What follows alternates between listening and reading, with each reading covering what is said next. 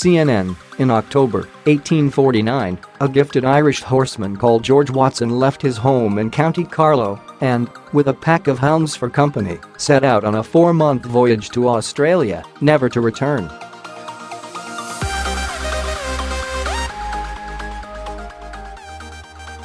Melbourne was his destination, and he would call the city home for the remaining 56 years of his life, during which he made a lasting impact on the world of horse racing.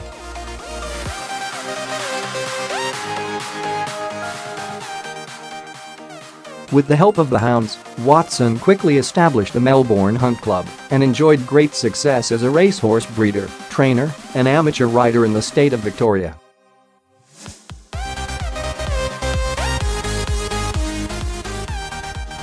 George Watson, depicted on White Horse in the Cup of 1862-1863 by Frederick Woodhouse Senior He, was a founding member of the Victoria Racing Club and part of the original committee that dreamt up the idea of the Melbourne Cup, the race that continues to stop a nation every year on the first Tuesday of November.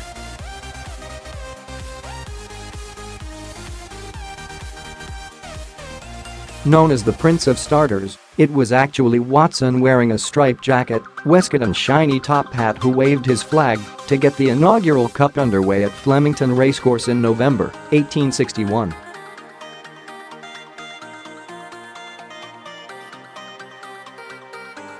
Fast forward 156 years, and another Irishman is making the journey from County Carlow to Melbourne, albeit a much quicker one, looking to leave his own mark on the race, which now boasts a purse of $4.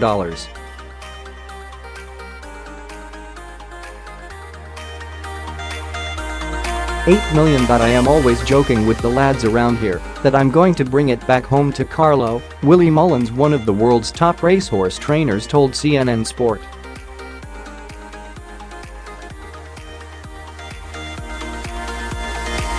Speaking on the phone from his yard, which is based just 4 miles as the crow flies from the house that Watson was born in, Mullins is aiming to become the first Irish trainer to win the Cup since Dermot Weld, who won it twice in 1993 and 2002.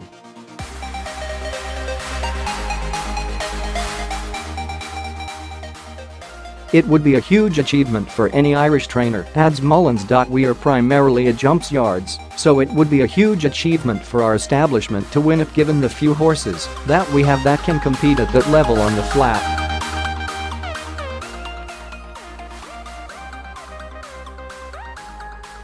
The international traveling is a huge thing. To go halfway across the world to try and have your horse right.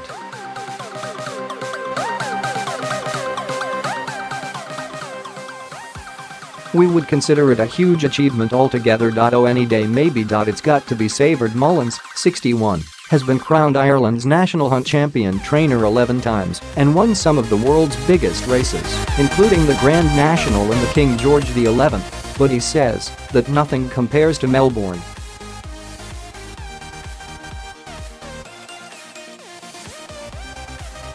The atmosphere leading up to the event is probably the best I've ever seen in an international race, says Mullins, who trained a record 8 winners at the 2015 Cheltenham Festival.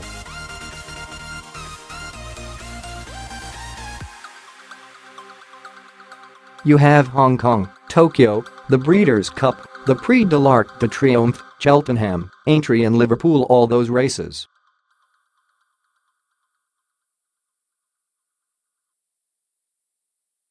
I think the build-up in Australia for this event, the way the Australians build it up, is the best of the lot.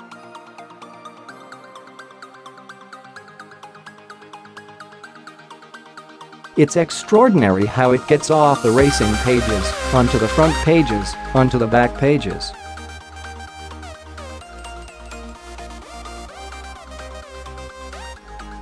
It's a huge build-up, it's a huge event down there, and it's a race one always recommend to people if they get a chance to go to it.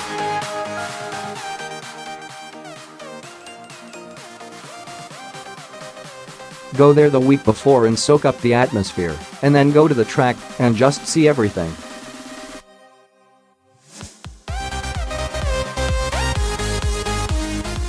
It's a huge event and huge atmosphere, so well worth traveling for or building a holiday around it.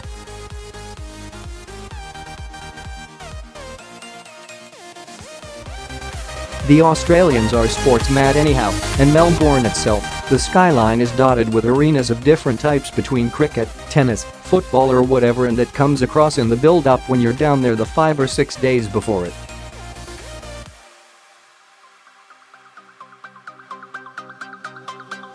All for the one race, it's huge. It's got to be savored as well. It's a fabulous event.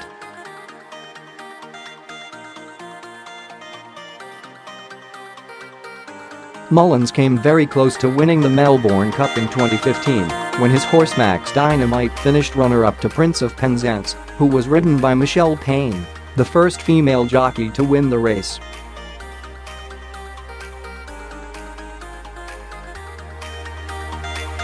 Max Dynamite is running the race again this year, but Mullins does not seem overly confident his charge can improve on his performance 2 years ago.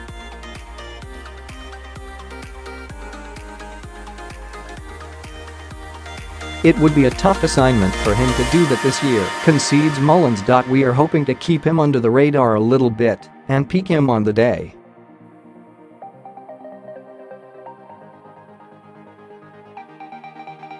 Mullins has 2 other horses entered in the race, Wicklow Brave and the exciting Rich-Reach-owned Thomas Hobson, who won the Ascot Stakes at Royal Ascot in June.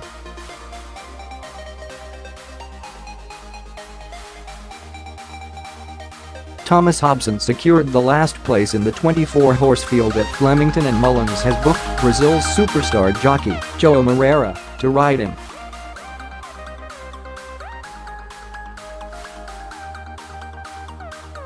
Nicknamed Magic Man, Moreira is widely considered to be the best flat jockey in the world.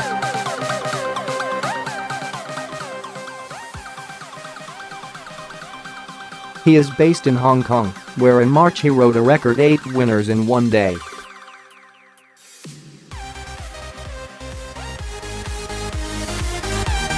You hear about him. You hear how good he is. He's so talented. We're very lucky to have him want to ride our horse, Mullins says of Moreira, who has never won the Melbourne Cup and finished second in 2016 on board Heartbreak City.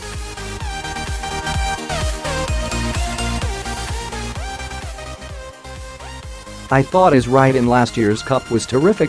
He had his horse in the right position from a very awkward draw, so I thought, just watching him throughout the race, I thought he was superb, and I think he'll suit our guy Thomas Hobson.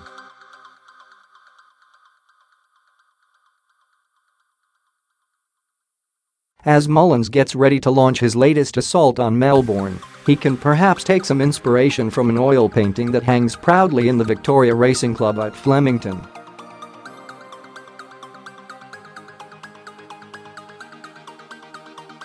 It shows County Carlow's Watson on horseback starting the second Melbourne Cup in 1862.